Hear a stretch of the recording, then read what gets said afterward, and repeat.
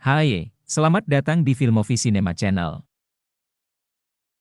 Seperti biasa, kami akan mengulas berita-berita film dan selebriti Hollywood, spesial untuk Anda. Shah Rukh Khan jadi penjahat James Bond, mega bintang India, Shah Rukh Khan, diplot jadi James Bond? Rasanya sulit terwujud. Bukan hanya karena dia bukan orang Inggris, namun aktor yang akrab dipanggil SRK ini tertawa ketika diwawancarai Richard Quest dari CNN via call leader itu. Saya memang ingin menjadi James Bond, namun saya terlalu pendek. Kalau jadi penjahat? Ya sure, saya cukup berkulit coklat, bukan? Begitu ujarnya sambil tertawa. Melihat reputasi SRK memang cukup keren untuk melihatnya jadi villain. Pemeran My Name is Han, Pataan, dan Jawan itu, pihak Eon Production, Barbara Broccoli dan Michael G. Wilson, patut memperhitungkannya jika James Bond baru pasca era Daniel Craig siap diumumkan. Untuk sementara, Aaron Taylor Johnson masih dijagokan untuk memerankan James Bond anyar. Bintang Kraven the Witch Hunter itu jadi kandidat utama melakoni agen 007 tersebut. Henry Cavill dan Idris Elba rasanya bisa tercoret dalam daftar. Stay tune. Ghostbusters tambah horor, kurangi komedi, sudah menjadi tradisi. Ghostbusters adalah franchise film komedi berbalut supranatural. Menjadi hit sejak 1984, film yang diramaikan aktor komedian mulai dari Bill Murray dan Aykroyd dengan sutradara Ivan Reitman ini, diikuti Ghostbusters remake dengan para komediawati pimpinan Melissa McCarthy di 2016, hingga versi remaja di 2021 dan 2024 ini. Pentolan Stranger Things, Finn Wolfhard, jelas menjadi jualan utama, termasuk di Ghostbusters Frozen Empire. Namun para cast veteran tetap dihadirkan demi menyambung kisah dengan era 80-an dulu. Menurut sutradara Gil Kinnan, film para pemburu hantu sekarang akan lebih menyeramkan kendati masih ada unsur komedinya.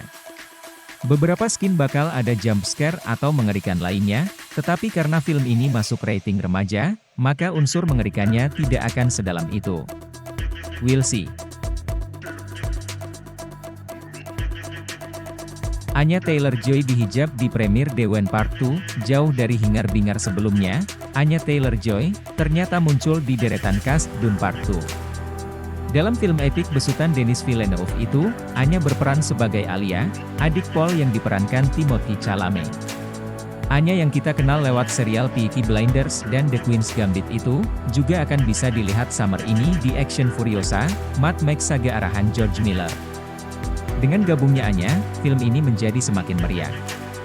Selain Chalamet tadi, Dune 2 dibintangi Rebecca Ferguson, Josh Brolin, Zendaya, Austin Butler, Dave Bautista, Javier Bardem, Lea Seydoux, Christopher Walken, Florence Pugh serta aktris senior Charlotte Rampling. Dune Part 2 baru saja premier di Inggris.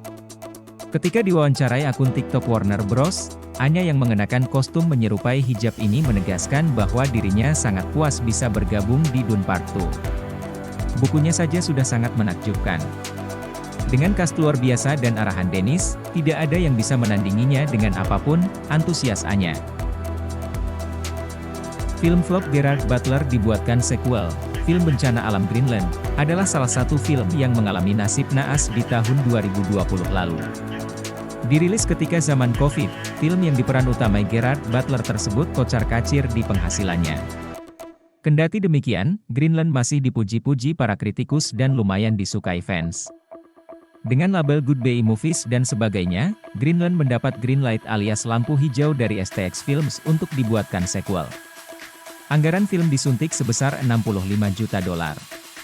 Semua cast utama selain Butler, Monica Baccarin dan Roger Daley Floyd, dikontrak lagi. Sutradara Rick Roman Waugh, kembali didapuk, terutama mengingat keberhasilan duetnya dengan Butler seperti The Angel Has Fallen sebelumnya. Diberi tajuk lengkap Greenland Migration, penulisan naskah diserahkan kepada Chris Farling dan Mitchell LaFortune. Rencananya, Greenland Migration akan mulai syuting April 2024 ini. Ridley Scott bikin biopik Bee Gees. Setelah merilis Napoleon dan baru saja merampungkan Gladiator 2 untuk rilis akhir 2024, Ridley Scott masih disibukkan proyek baru.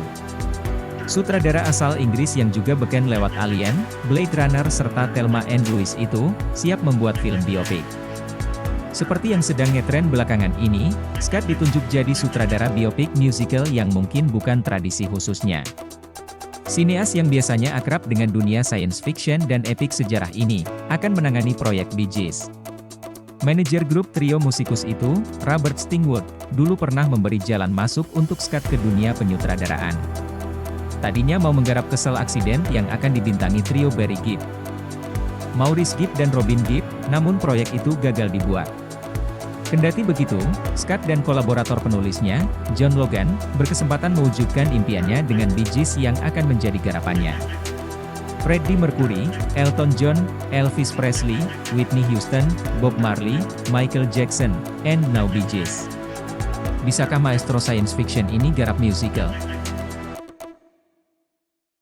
Terima kasih telah menonton, silakan klik tombol like, komen dan subscribe.